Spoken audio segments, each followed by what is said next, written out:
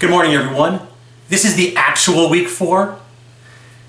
You heard from the government that we're going to be in this for another month still, which is good and bad. So the first thing I'm going to give you today is free, and it makes everything better. Optimism. I know what you're thinking. I thought the same way too. See, when I was a teenager, I was a pessimist. Turns out, almost everyone is. And I thought, I didn't just think, I knew, I was convinced, that is the only way to look at the world. My thinking was, if you're pessimistic, well then you're prepared for the negative. And if the negative never happens, oh well, no harm in being prepared, right? And if you're optimistic, you're going to be blindsided. You're totally unprepared. What I learned was, that type of optimism is usually referred to as blind optimism. The truth is, being optimistic is not about ignoring problems in the world.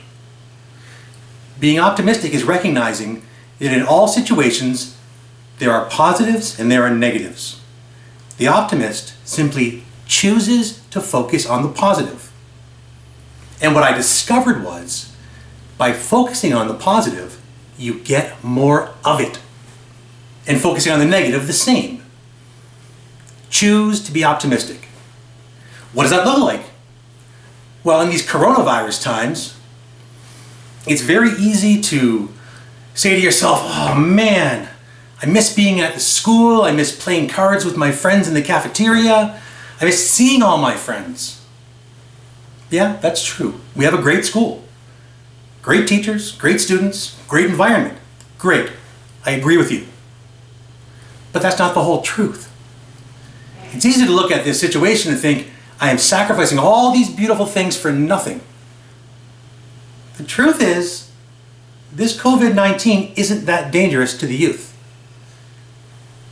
You are foregoing the things you like to save lives.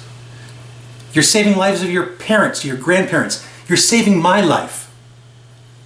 If you focus that way, you recognize that what you're doing is noble. And your concerns about playing cards in the caf are so minor by comparison to saving lives. That's optimism. Recognizing the positive in all situations. The second thing, which is very useful, is you have an opportunity to train for university. Some of you are not going to university, and that's fine. But a lot of you are. And what you don't know about university probably is that what makes it hard is not the amount of work. What makes it hard is the freedom. You see, a good student in high school has about 30 hours of class time and does about 15 hours of homework. University, most programs, there's about 15 hours of class time and about 30 hours of homework. The same. What makes it harder is the freedom. No one's standing over you saying, you gotta work right now. You must find it in yourself. This is the perfect opportunity for this. Now, maybe the last 3 weeks have been a write-off for you. Maybe you've been having a horrible schedule. It's okay. You can stand up today, look yourself in the mirror and say, I'm done with that. The truth is, sometimes you need that. You need that pain to make you change. So if you're not doing things quite right, that's fine. You can start today. If you have a great work ethic already, great schedule, you can stop the video and get back to work. You're great. For those of us who have challenges, I'm going to share 2 tips that I think are very important. The first, watch your options. What I mean by this is your actions fall into 3 categories. There's things you do never, there are optional things you do sometimes, and things you always do. If someone comes up to you and says, hey, you want to do some heroin? That gut-wrenching disgust you have, that's a never category. You can take things you're doing now and put them into the never category. Never again. When I was in grade 9, I said I'm never again watching television. And I have never regretted that choice. The stuff in the middle, the optional stuff, just be careful what you put in there. The always is an equally important category. It's things like every single day I get up, I brush my teeth, I shower. It's not optional. I don't think, today maybe I'm not going to brush my teeth. No, no, no. You have to take your work and put it in the same category. If you start telling yourself it's optional, maybe today I'll get up and work, maybe I won't, you're in trouble. Because every single day, it's that fighting with yourself, that mind-wrenching, am I going to work today? Am I not going to? Tell yourself it's not an option. It's not optional. You're getting up, you're working every day.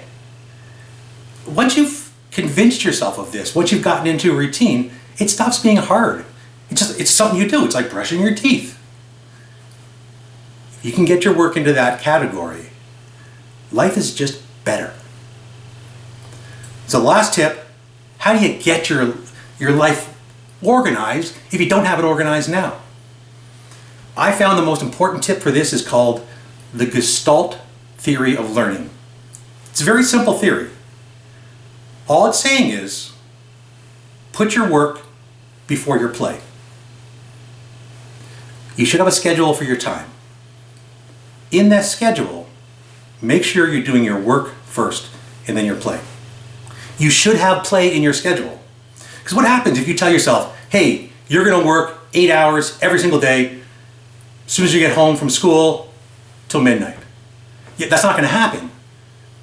You sit down in front of the computer and you start, watching cat videos or doing silly things. You start finding things that you enjoy and not really working. Put play in your schedule. Just make sure the work's first. Now, here's the whole magic of the Gestalt theory of learning. If you do your play first, you don't enjoy it as much. You feel guilty, you should be working. Then when it comes time to work, you feel like you're being punished for playing. Now, swap that around. Put the work earlier. What happens is, while you're working, you don't mind it as much because you know you're going to play soon. You know you're going to be rewarded. So you work more productively. You want to get it done. You want to get to it. When it comes playtime, you enjoy your play more. Whatever your play is. Maybe it's watching anime, maybe it's playing video games with your friends. Don't care. I really don't. While you're doing that, you feel like you're being rewarded. It's much more enjoyable. And when you wake up the next day, you did your work, you feel good. Now, last thing I want to talk about with this is your waking up time and your going to bed time. The only way to fix your waking up time, if you're getting up at noon or something like that, is to get to bed at a more reasonable time. You have to get sleep. You have to. You can't just say, well, I'm going to sleep only 3 hours a day. Yeah, that works once or twice. The problem is your brain doesn't work as well. Your learning is not as efficient. Your body's a machine. You have to treat it right. You have to eat right, you have to sleep right. Simple as that. Your body is programmed to be more efficient while the sun is out. You want to be as efficient as possible when you're working. Get your work in the morning, get it early. You're going to feel better about yourself if your schedule is right. Okay, so I know this is a long video, but it's very important. It's very important you take advantage of this opportunity. It's very important that you not get negative. You don't believe me about the optimism? I have a link in the description. Hans Rosling has a video that will change your life. Stay in, stay safe. Any concerns, message me, I've got your back.